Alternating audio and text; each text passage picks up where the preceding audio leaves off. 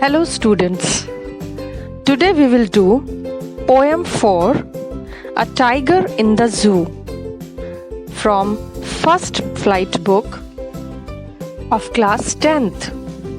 A Tiger in the Zoo is written by George Leslie Norris, a Welsh poet.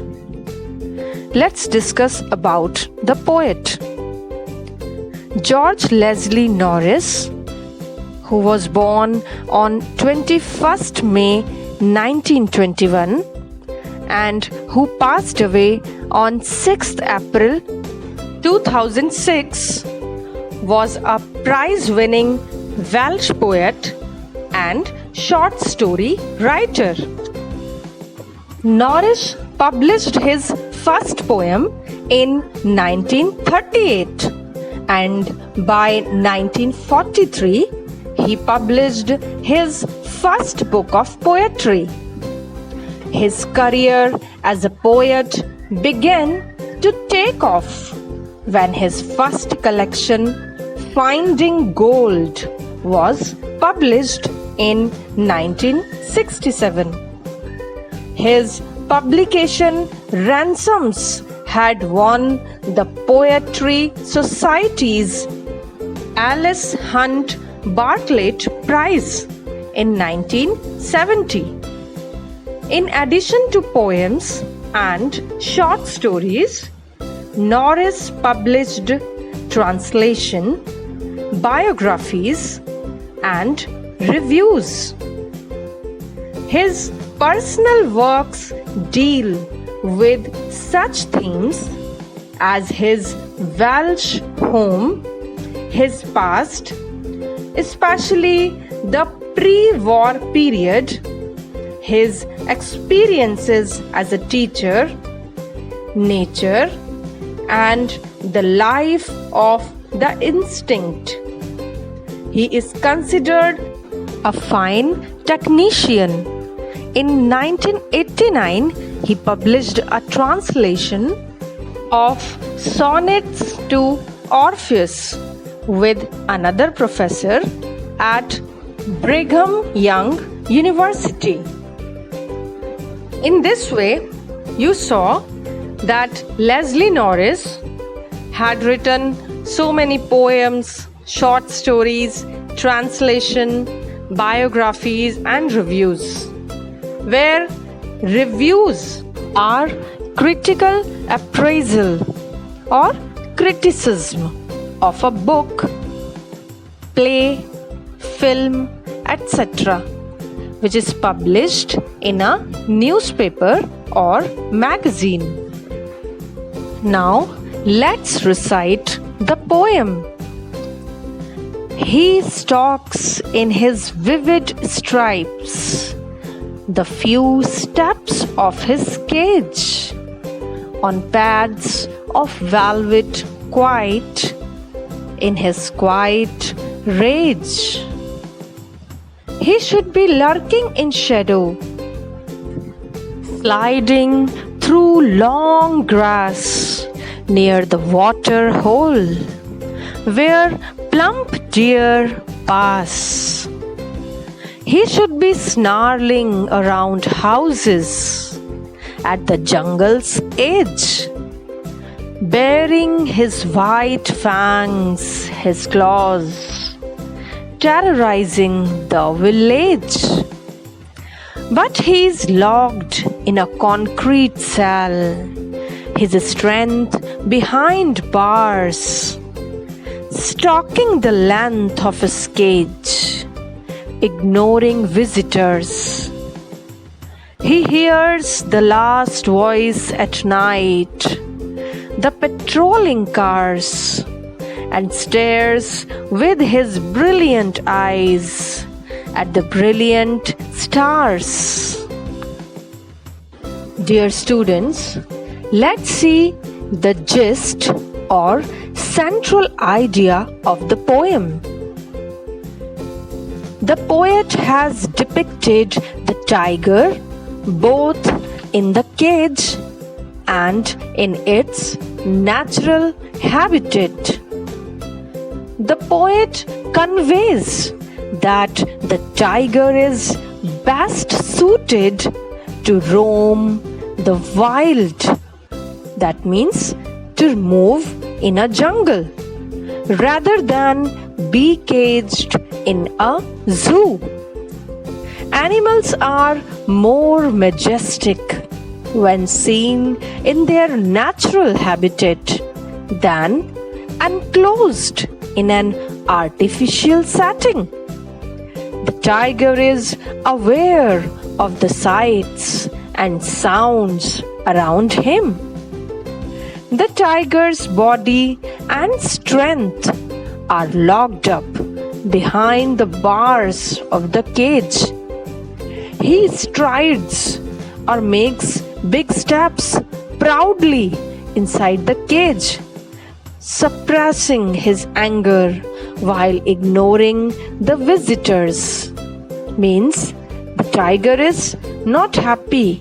He is angry that due to the limitations of the cage, he is not able to move forwards. So he moves angrily inside, ignoring the visitors because he wants freedom. Now let's see the summary stanza-wise.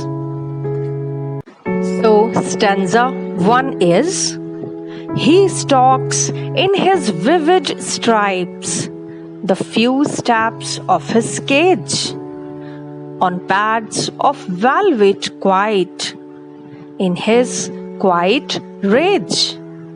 Dear students, here stalks means follows. Vivid means bright colored. Pads are what? That are the paws of tiger. And here rage means anger.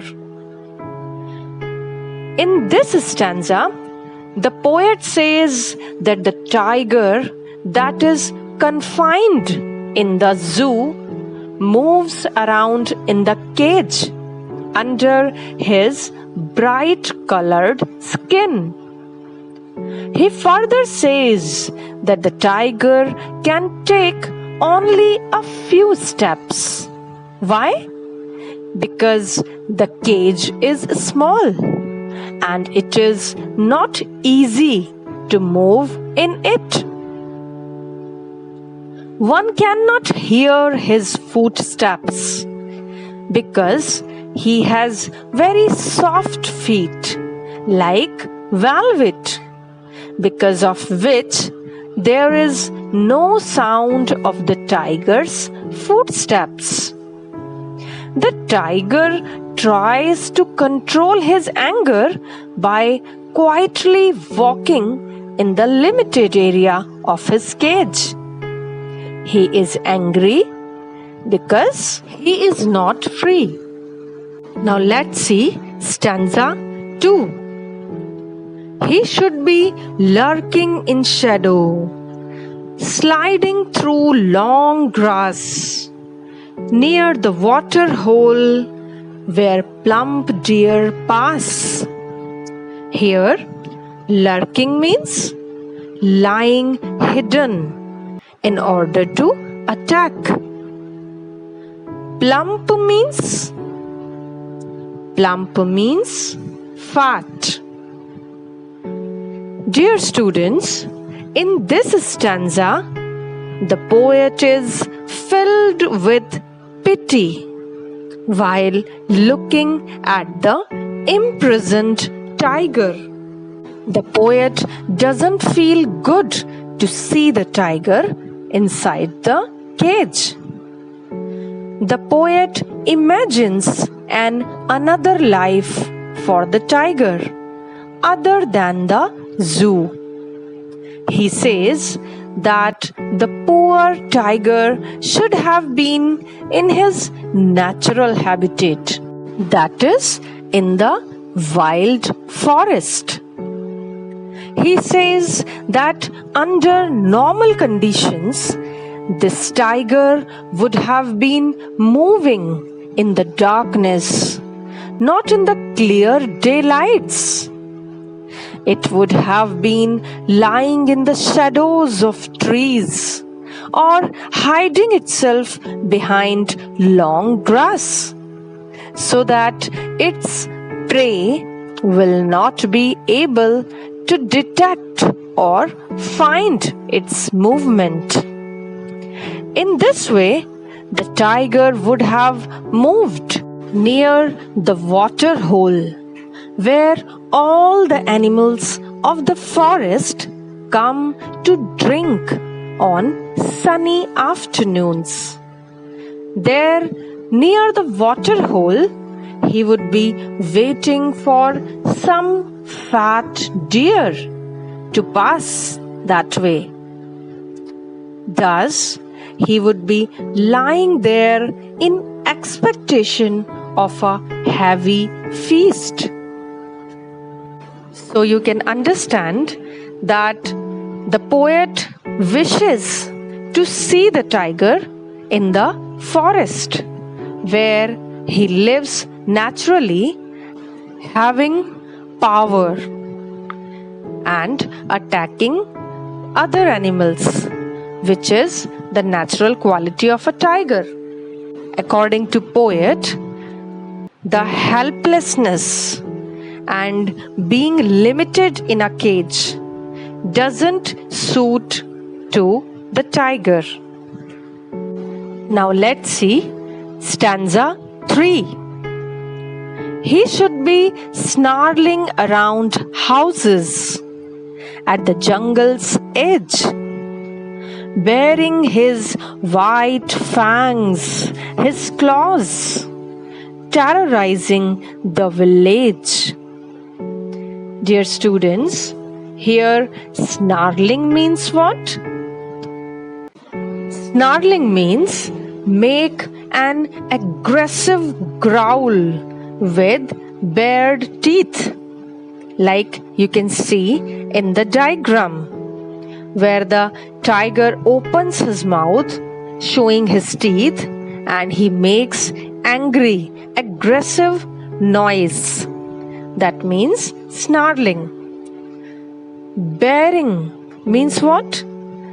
Baring means uncovering or expose something to view. Here, what the tiger is exposing or showing? Teeth. That's why it is called baring. Now, fangs means long, sharp teeth. And terrorizing means scaring or making afraid. In this stanza, the poet says that even though he would prefer the tiger to live in the wild, here wild means forest, it is not as if it would lose all touch with human civilization. He imagines what the tiger will do in case he failed to find any prey in his natural habitat. He says that the tiger would be growling, making angry noise at the edge or corner of jungle near some village. He would be showing his white teeth and claws while moving here and there with the intention of scaring all the inhabitants of that village. He would thus become a cause of terror for the villagers. The poet here gives a hint that if we destroy the natural living place of tigers, they will be forced to turn to our towns and villages to find their food. So in this stanza, the poet wants to tell us that if the tiger lives in the forest, in that case also, he may turn back to human civilization if he does not get any prey in his forest. Now let's see fourth stanza. But he's locked in a concrete cell, his strength behind bars, stalking the length of his cage, ignoring visitors. Here, concrete means solid. Stalking means walk with long steps, somewhere with pride or anger, etc.